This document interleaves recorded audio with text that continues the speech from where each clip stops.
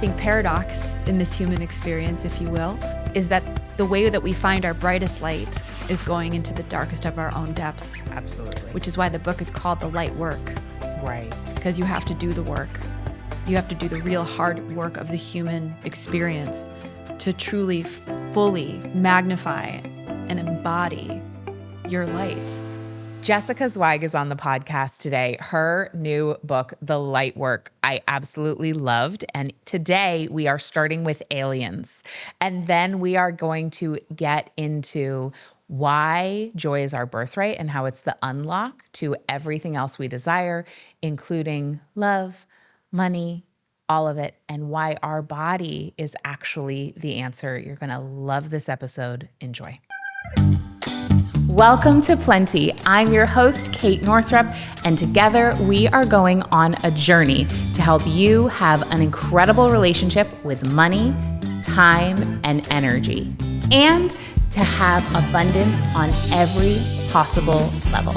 Every week, we're going to dive in with experts and insights to help you unlock a life of plenty. Let's go fill our cups. Please note that the opinions and perspectives of the guests on the Plenty podcast are not necessarily reflective of the opinions and perspectives of Kate Northrup or anyone who works within the Kate Northrup brand. So Jessica, Kate. on the day this comes out, it is your birthday.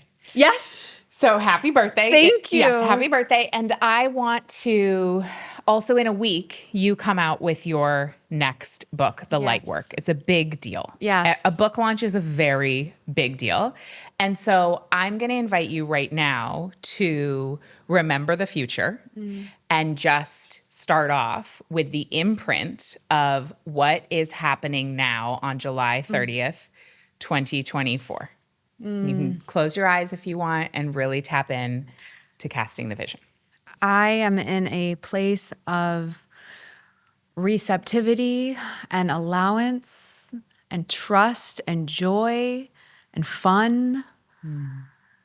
And I am starting to feel the electricity of this book in the women that know that this book is going to turn on their light and illuminate who they are. They're going to feel that in their bodies as they order the book, pre-order the book, know it's coming, because this book came through me. This book is not about me. This book is in service to every single individual woman reading it, and I am holding on my birthday that is what is exactly unfolding in a week from today at scale. And so it is. And so it is. So it is. Happy birthday. Thank Happy you. book launch. Which is its own birthday, its own birthing. It's a very big deal. Yes, it is huge. When I met you in person for the first time, well, and today is the second time, but it feels like it was many other times that we've hung out. You were about to go to Egypt. Yes, I was. You had not yet gosh. gone. However, we sat down at this, it was like a picnic table with our little tray lunches. Yes. And we just started talking about aliens right away, which I loved. So Same. Which is very related to the trip to Egypt. Yes. This was November 2022. It's wild that you remember that. Yes, it's November exactly 2022. it. And then having now read your book, I understand that you were about to step into a massive portal and you are now a different person than the person I had that meal with. So bring us back to what was going on in your life in November 2022. And then why was this trip to Egypt such a big deal? So I loved that lunch. I loved that lunch finally allowed us to connect in the flesh and that it's brought me here. So thank you for having me. I met you wouldn't have known it because I met you at a conference and we were there having a good time, but I was really in the deepest, darkest depths of my burnout. I had built a company that was my dream and my passion at the beginning, and then it just scaled beyond anything I predicted it to. I had to step into a true executive hat of CEO and became essentially a firefighter for many years, as I'm sure you understand. And as when you grow that fast, everything breaks, systems, process, people. And in November of 2022, I had just actually come out of a reorg of my entire organization. I had hired up really fast in book launch one, and unfortunately hired a lot of the wrong management. And I had to fire 3 of my leadership team, announce to my company that everyone was going to have a new boss the next day. I was just at the tip of the spear, not to mention how physically, mentally, emotionally exhausted I had been. I probably hadn't slept well in like 6 months when I met you. I was ragefully dark because when you're really tired, you get really angry. I do. Yes. We're just also, so does my husband. Yeah, I'm just the same with mine. He got the brunt of it. You met me at a beautiful conference and I was, meeting you. Yeah. But I was underneath all of that, a miserable bitch. Well, that's what was so interesting reading your book.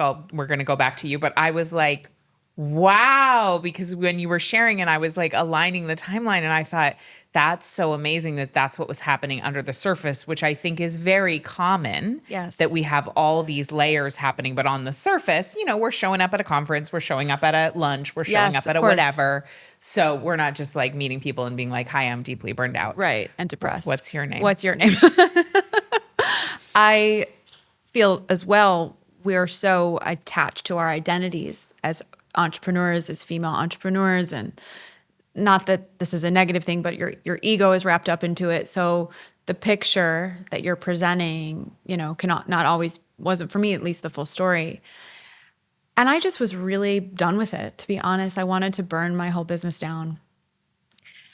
And I had this trip to Egypt planned very fortuitously. I booked this trip a year before. You have to do that with big international trips. I was taking 15 days off.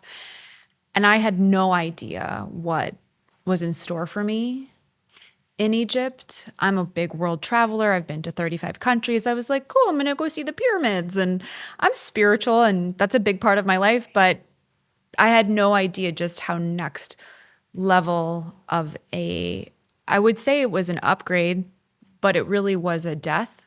I went into that country on that plane to Cairo, one version of myself. And I came home 15 days later, new. I could spend the whole podcast talking about that trip, but what I'll highlight is one of the most significant experiences I had there, which I write about in the opening section of my new book, The Lightwork, where I went to the temple of Hathor. It was the temple of Dendera, and she's the goddess of pleasure. And I had a full-on light activation in that temple, which for those who don't know what that means, essentially I got struck by white lightning. You have these crazy experiences in Egypt that feel like you're on drugs, but you're not. Yeah. I've heard this from so many people. Can I swear on your show? Yes. Egypt will fuck your life. Like you go there and these walls are alive. There's ancient galactic frequencies. It is a direct portal, open portal to the cosmos. Your body has to metabolize it. It's not an easy trip. You're up at 3-4 in the morning a lot of the time to get access to these temples. You're up late and you're going through these ancient sites that hold these frequencies that you feel in your mental, emotional, and spiritual bodies. And so when I say I got hit by lightning, Kate, I got hit by lightning and my whole auric field expanded. Within a matter of seconds, I started hearing voices. They were definitely the Pleiadians, my alien friends. And I won't get into too much detail because I would love your audience to read the book, but they basically told me, girl, Jessica, you have missed the point. This human experience is meant to be fun. I had no joy in my life for a really long time. And I got the message in my cells. It wasn't just audio, it was physical. And I felt like my cells and my DNA shed, upgraded. And for days after that, I was so raw. I cried at everything. I felt everything. My heart was cracked wide open. And this old version of me that felt like joy was something I had to pay for, that I just sacrificed myself for. You had to earn it. I had to earn it. Like she just died. And I came home and Everything changed. I have so many questions. So where do you think for you the conditioning came from that you have to earn your joy? My lineage. I believe that it is etched inside my DNA of my ancestors. I watched my father, particularly my father, have zero joy for most of his life. He was a self-made millionaire, but came from poverty because his parents came from poverty, because his parents came from poverty. And they came to America as immigrants who fled the Holocaust, actually. And this deep sense of survival was something I witnessed in my dad and my mom to some degree. And it was shown to me and told to me, frankly, that if you want to have a lot of money, you have to work really hard for it. And money is something that isn't guaranteed. And so you have to hold it. You have to grip onto it.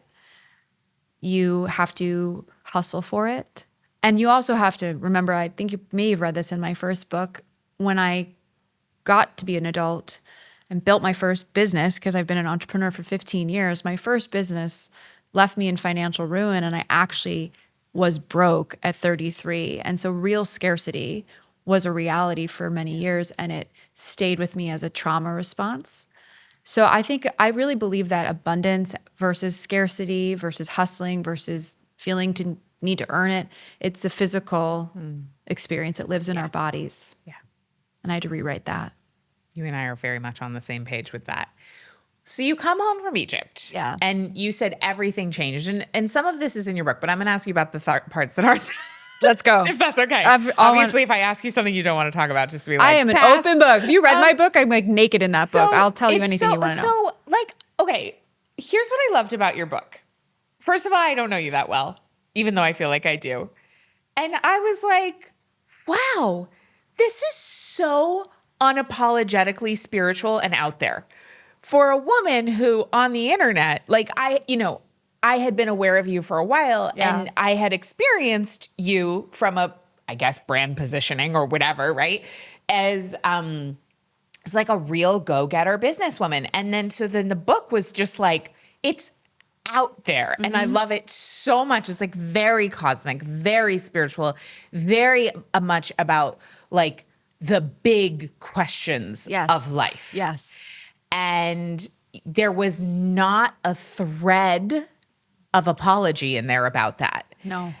So my first question is, during the writing process, what was your experience with the inner critic, if at all? And what did you do about it if there was that present? Because it is not present in the writing.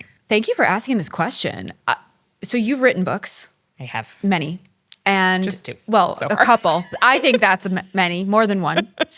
It feels like many when you write a book. Yeah. It's a huge journey. And how long did your publisher give you to write your books? Way a long time. And then I write my books like at the real tail end. Right. So that's my own thing. A typical publisher gives you like a year or something? Yeah, I think 9 months. Yeah, something like that. 6 months if you're on a trajectory that you want to. My publisher gave me 3.5 months because I wanted it to come out this summer. I'm like, why? It was my call. Okay. And it's just, I feel like my higher self just led me to pick this pub date, August 6th. And I knew when I wanted it to come out, and he was very amenable. He's like, that's no problem, but you do have to write it quite fast if that's the case. Yeah. My point is, I channeled this book. I had come home from Egypt. It reads like that. Thank you. Yeah. That's the unapologetic. Like, I was just like, this is just like a full reception of what was available. Something opened and it poured through me on the page. Yeah. I literally felt, there were moments where I would look back at like my Google Doc and I felt like Jackson Pollock, where I had just thrown a bunch of splatter paint shit at the screen. I'm like, is this even good? And then I would go back and read it. I'd be like, this is really good. Yeah. I'm reading it back myself now because, it's about to go out. And I'm like, I wrote this? Yeah. I wrote this? Where did this come from? And I'm scared a little bit, to be honest. Makes sense. Because you've read it, so you're like, yeah, that makes a lot of sense, Jessica, because it's woo. But I feel like it's my message for humanity. Yeah. And I was talking to one of my guides in my freak out moment. I actually got the galley myself a couple weeks ago and was starting to read it. And my heart is racing. I'm like, I am publishing this for the world to read. And I had this call with him and he literally said, Jessica, it's not about you anymore. Get out of the way. And so thank you for that reflection, because I was the bridge. And I want to teach women in this work that we're all the bridge, that we all have access to these codes, to this truth, to this information, that we play a very essential role here on this planet, that our light is needed to make this world a better place. This is fucked up right now. And I guarantee the women who are listening to your show are already making this world a better place. And so I just want to give women the key. That's why there's a key on the cover. And there's a key on my heart. I'm not here to give you the key to me. I'm here to unlock the divinity in you. Totally. So that's really what the book, thank you for reflecting that, Kate, as a writer yourself. Well, I was reading it and I was just like, wow, she really went there. I was deeply inspired because there's plenty that I think that I'll like say to somebody, off the record. Yeah. And sometimes I write about it, but not always. And so you're a real way shower for me with that. And I'm really grateful. I was inspired. I'm really grateful. And it's funny because it's why you and I think connected so much. And we dropped in 5 seconds about aliens in Palm Desert many years ago, because I believe that most people actually are walking through this world, not most, but people are waking up. Yes. And we have a level of consciousness and connection that we don't talk about out loud because people would think we're weird. Yeah. And when the truth is, this is the deepest truth on the planet right now. And I love being able to talk about it and share it with my inner circle and community and guides and teachers myself. And I want to invite more women to the conversation. Yeah. Well, you are doing that with this book. Thank you. What do you mean when you say light, our light? Yeah. And what does it also mean to do the light work? So as the Pleiadians define light. So and who are the Pleiadians? Yes. Okay. Okay. We're going to build some framework here. Let's frame it out. Let's map it out. So the Pleiadians, as far as I understand and believe them, but it is true, are an extraterrestrial star family in the Milky Way galaxy. So there is a constellation called the Pleiades that you can see it in the night sky. There's 7 suns, and it's 444 light years away. And there are multiple star families in our galaxy in the Milky Way. There's the Sirians, Arcturians, Minnetonкans, many more. But the Pleiadians are a family that I believe I'm from. Yeah. And I have connected to the most in my spiritual studies. Their work really was a big unlock for me because I've been on the spiritual journey for a very, very, very long time since I was young. But when I read their work and I understood what that whole thing meant, star families, and that they existed, it was just so clear that that was true for me. It changed everything. And it was simple because to me, their messages are very simple. Their messages, their definition of light is information. Okay. That's it. And darkness is lack of information. Got it. Dark is not evil, bad. Light is not necessarily good and perfect. Light is truth. Darkness is the lack of that truth. And when we're in the dark, we can't see the truth of who we are and the magnificence that we are and the power that we are and the limitlessness that we are. And we have been stuck in a lot of dark on this planet, right? Dark manifests as ignorance. And when we're ignorant, we can't see the truth, which is love, primarily love. Yeah. And so what happens when we ignore the dark? Things turn toxic, things fester. Darkness manifests itself as hate and bullying and racism and anti-Semitism. But I believe that the average day woman has her own darkness that manifests itself as self-loathing and competition and scarcity. Internalized patriarchy. Yes. Yeah. Yes. And we forget our light. Yeah. We forget just how beautiful and needed we are.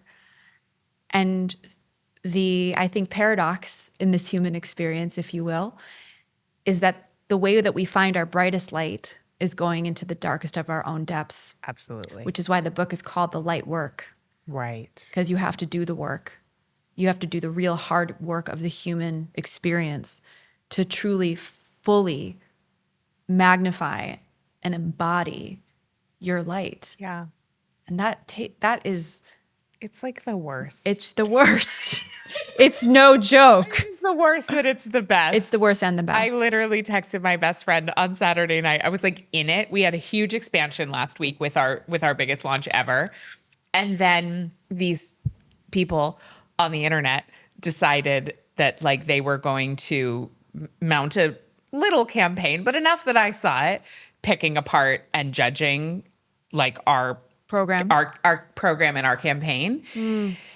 And I was like spinning out about it because when we have a big expansion, there tends to be like, the nervous system freaks out. Yes. So I was just in my nervous system dysregulation around like, oop, I'm at a new level. Like that feels really scary. So I'll just bring it down.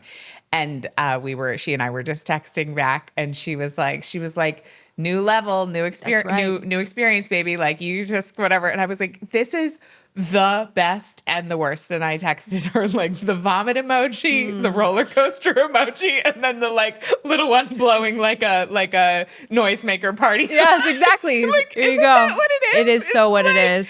That's what it is. And so when you were in Egypt, it sounds like there was a real, I don't know if you would call it an ego death, but it, there was like really intense. You were crying a lot. Yes. You had a lot of physical symptoms. Yes. And it was like everything needs to change.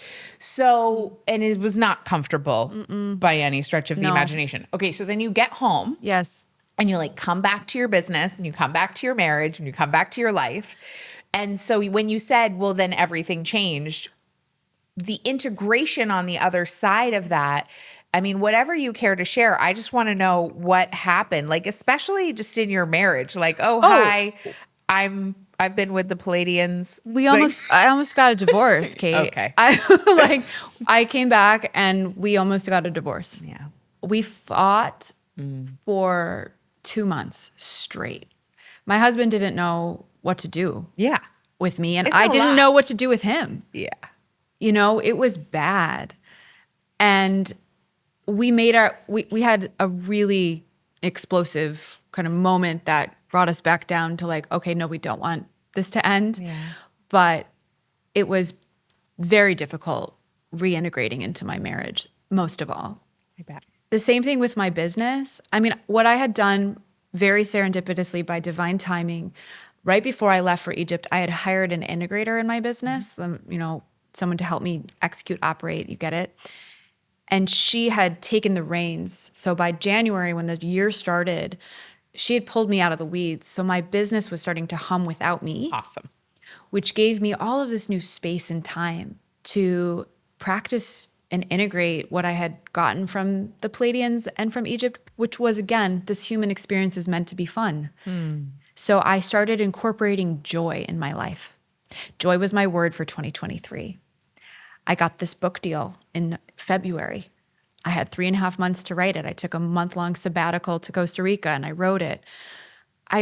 When I was home in Nashville, I would close my computer at 4:00 and take a walk in nature.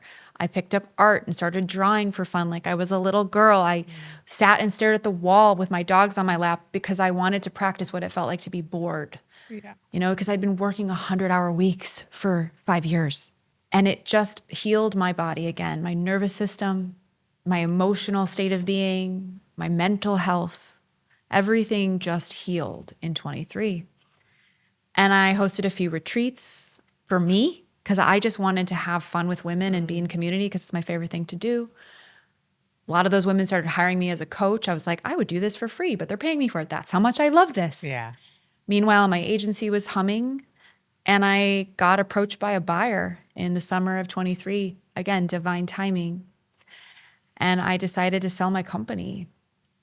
And I'd been in a much better place than it was a year before when you had met me, when I was destroyed from trying. I just had to rebuild my leadership team. Yeah.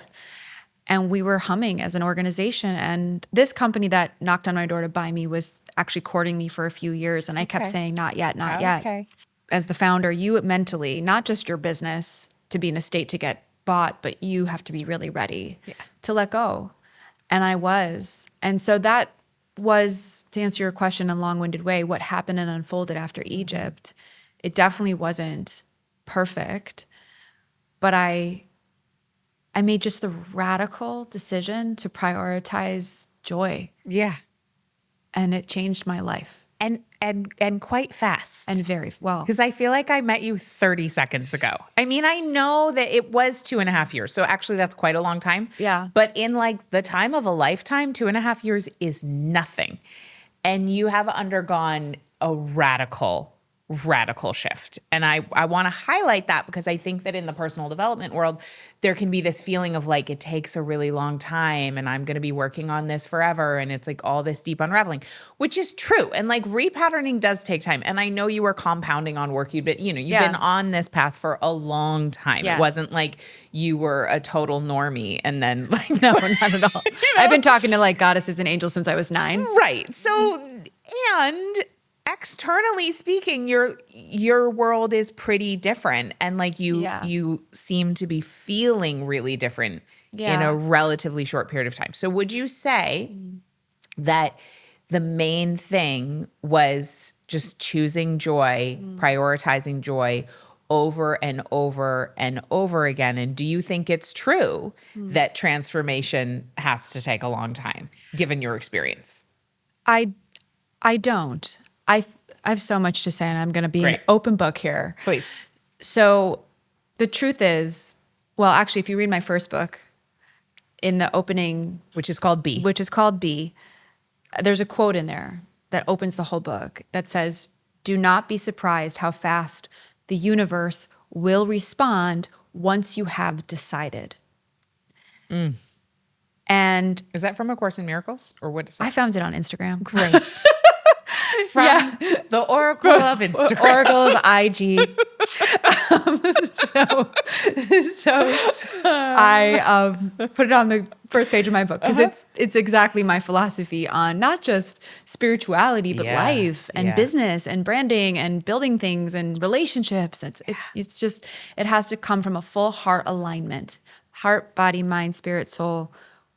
And I just think it. It's like a gut feeling. There has been some accelerators on my path in the last 2 years. I mean, I do work with medicine. Yeah. Right around the same time of Egypt coming into my life, I met a healer who introduced me to the profound power of MDMA.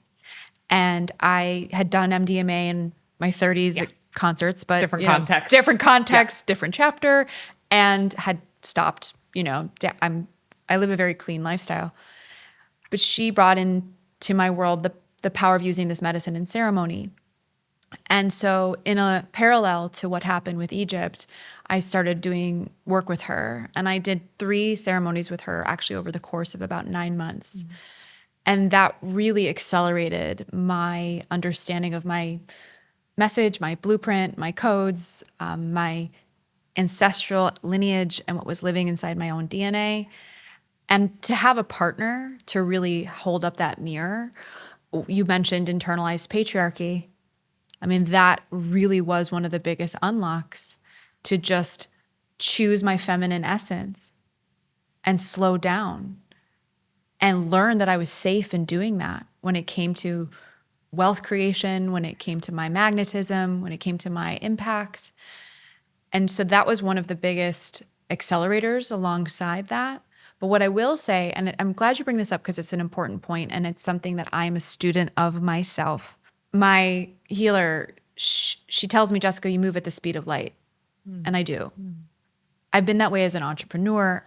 You've seen it in our relationship. Thank you for that reflection the last few years. It's a superpower because I am from there. Yeah.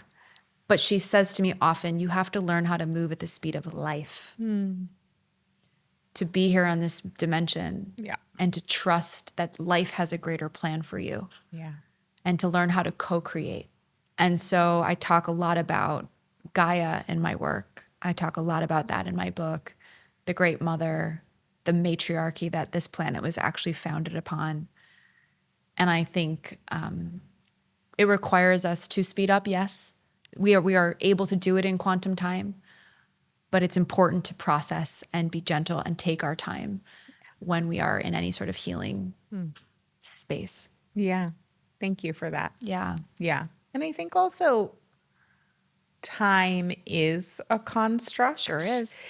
And so, when we start to learn more about quantum mechanics, quantum physics, and the time-space continuum, I know that is from Back to the Future, but it also is real. Super the fact real. that all time is now, but also, it's all relative. And so And parallel with other timelines. Put that out there. Yeah. That when we're having this conversation, yes, lived time here on planet Earth is a particular way. And we can also speed it up and slow it down at will based on our own energy and our own perception and paradigm. Mm-hmm. Yes. So for you, knowing that you do move at the speed of light sort of as your default, which is beautiful, what are some of the things that you've incorporated into your life to move at the speed of life, given that you do live here on planet Earth this time around? I moved to Nashville. Yeah. I literally moved cities to be closer to grass. We were talking about that right before this show. It matters. It matters. It matters. I really feel, I lived in Chicago for 20 years. I love that city. It gave me a lot. But I couldn't be there for one more day because it was concrete and steel and density that I just couldn't breathe. I couldn't thrive there. So I try to get into nature every day. Mm-hmm. I look at the sun every morning directly in my eyes. I try and put my feet on the ground. I hug trees on my walks. I literally have built as deep of a relationship with Gaia as I possibly can. I think that is a non-negotiable. Mm-hmm. If you live in a big city, put plants in your house and talk to them. They're alive. They have consciousness. I try and block my schedule for joy and playtime. Those are principles that are constant in my structure. I color code my calendar so I can look at my calendar every week and say, blue is work. Okay, pink is play date with my husband. Green is self-care. Yellow is workouts. Purple is creative time. So I want my calendar to look like a rainbow every week. If it's not, I know I'm out of balance. I really try and take Fridays off. I gave up alcohol. I really try and take care of my body. I've mineralized my system. I started eating meat again. I had ate plants for 10 years. I wasn't getting a regular period. I was moody. I didn't have energy. I've really recalibrated my system, mind, body, spirit, time, environment. And I think in order to keep myself here on this planet, I think the most important thing, back to your story about what happened to you during your launch recently, is to not escape the pain and the polarity of this human experience. Yeah. I used to want to leave, and I did, through meditation, through travel, through disassociation, through watching all the TED Talks on spirituality and consuming all the books and doing the plant medicines. Yeah. And it wasn't until recently, in the last few years, I'm like, no, this is such an amazing planet to be on, and to embrace the full spectrum of our emotions, which I talk a lot about in the book. Yeah. So those are the practices, but truly accepting that, yes, as your light is going to rise, I don't think that's at all an accident that you had the biggest launch of your business and then that dark shit came out to get you, because that's just what happens when we expand. I do believe in the dark and the light at odds right now in a very clear way, but to not run from it, to allow yourself to feel it, I think has been how I've been able to slow down enough to metabolize all of this change and quantum pace. Yeah. Yeah. So good. So I know that, back in the day, Money, A Love Story was an important read for you. And that's how we first connected. Oh, I fell in love with you. That's how we first connected. And then cut to today, you were broke from your first company at 33 and then built a new company, very successful, burned out, got a whole download, really shifted things, were able to sell your company. Yeah. So you've shifted your relationship with money many times over. I have.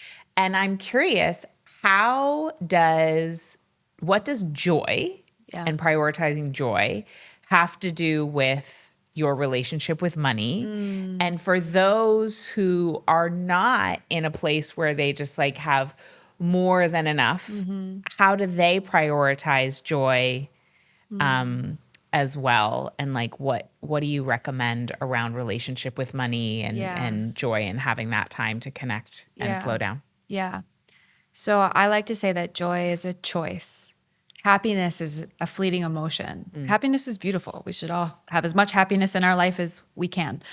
But joy is a conscious choice, and it's a mindset, right? And it's not being a victim to your circumstances or to your day. It's really practicing gratitude. It's moving our bodies in ways that just get us into the frequency mentally and physically of joy. And when we're in a state of joy, we get into alignment. And when we're in alignment, we become magnetic. And when we're magnetic, we manifest, right? And so I was trying to manifest first. I was creating a lot of money in my business from this scarce place, even though I was in abundance, which is what caused me to burn out because I wasn't in my body. Yeah. So we've said this a few times. I think it really does come back to the body. So to the woman that's listening that isn't there yet with more than enough, that's fine. Start to move your body, get into your body, just do things that make you feel really good as a practice that changes your vibration. I think the next thing I would tell her is this, and this is a flex, is really the trust. Because at this stage in my business, I really don't chase money. I don't chase clients. I have this deep understanding that what's meant for me is meant for me. Yeah. I have a lot of people that are interested in working with me, and many of them do work with me and some of them don't. And I don't have any attachment. I don't feel like, and even if I'm having a month or two, that's, I trust that I'm always going to be provided for. Yeah. And again, back to the body, that sense of safety, that sense of trust has to live in your physical self.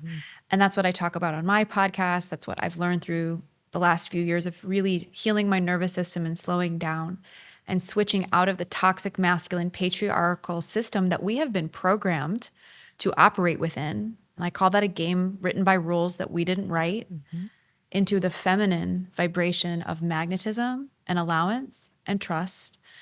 And coming from a place of deep service, right? So it's not just about what you can get, but what you're here to give. And when we attune to that, when we get clear on that, when we name that, when we write that down, when we put that in our brand stories, right? And put that into our programs and products. One of the things I love so much about you, you're so of service. Like you really, truly want people to thrive. And you have beautiful marketing, and I love your fonts, and I love your website, I love your social posts, but there's an energy to you, Kate, that is so sincere in your body. Yes. You're very in your body. And so I only reflect all of that to answer your question because your audience knows you better than me. That's where I would start with that woman that's looking to manifest more. I love that because pretty much everything we want is free. Yeah.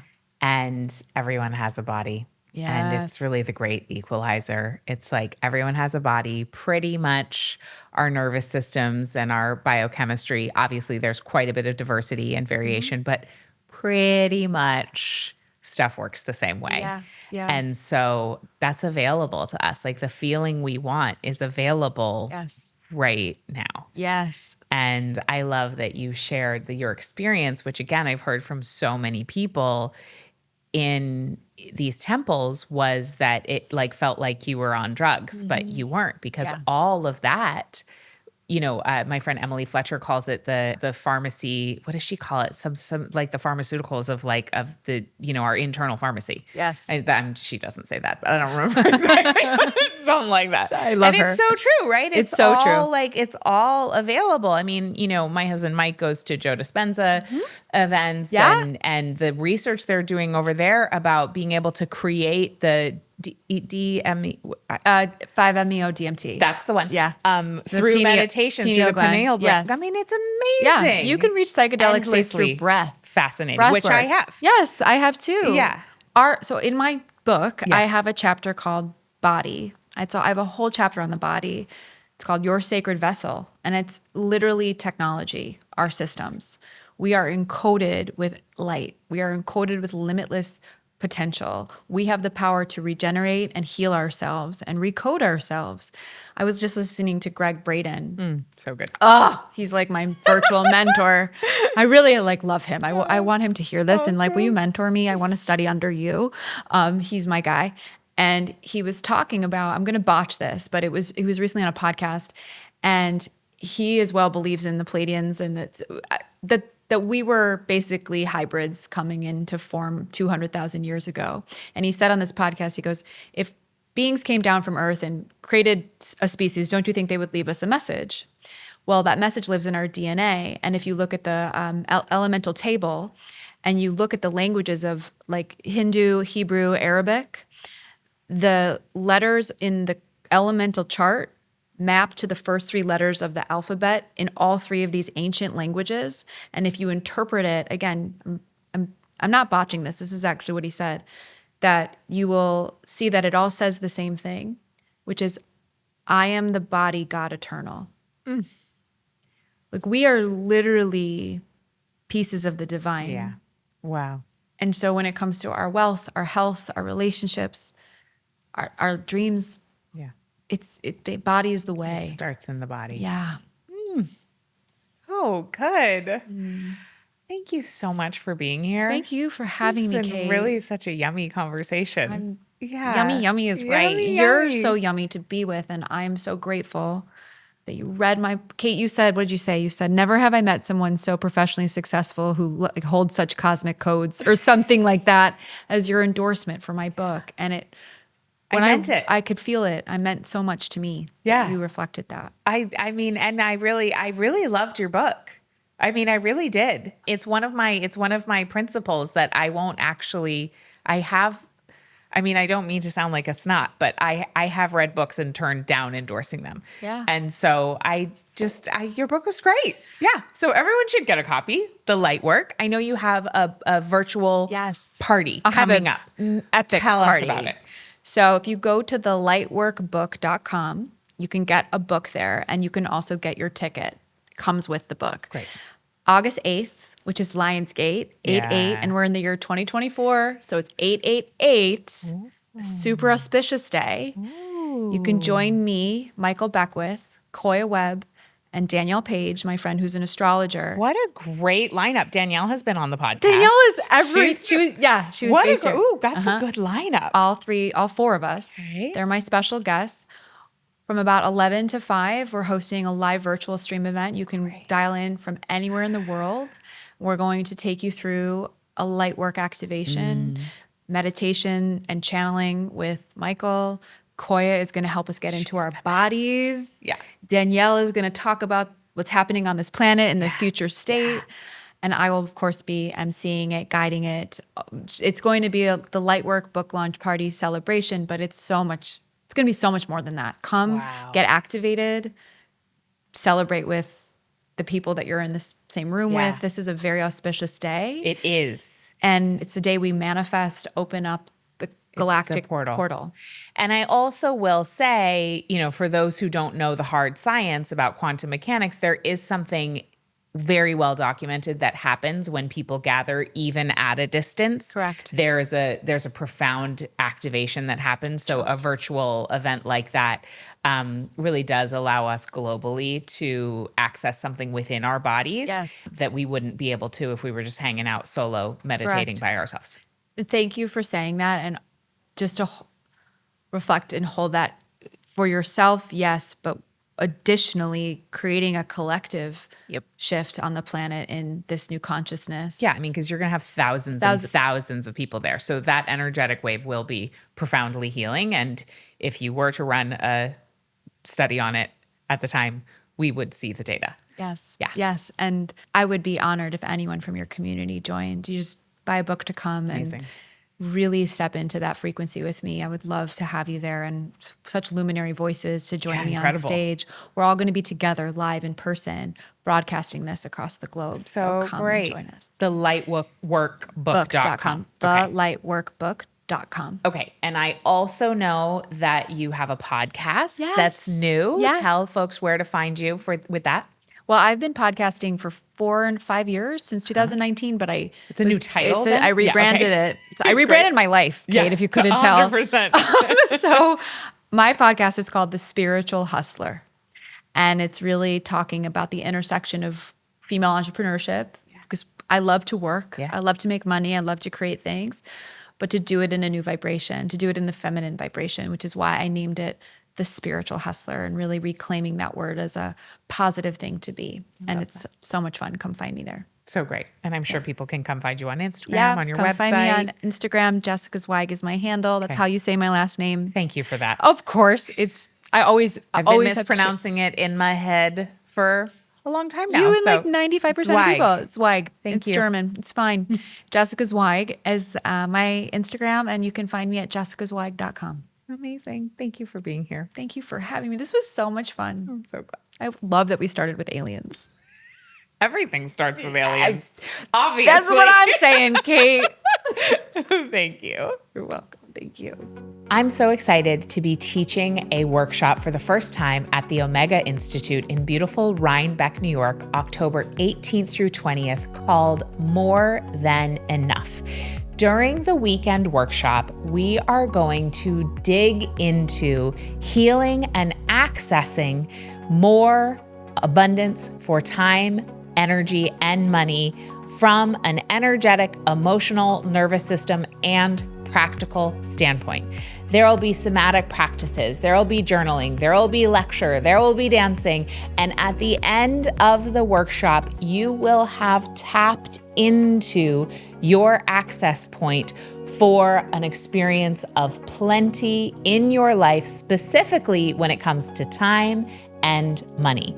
If you want to know more to come join me for that workshop, head over to katenorthrup.com/omega. I'll see you there.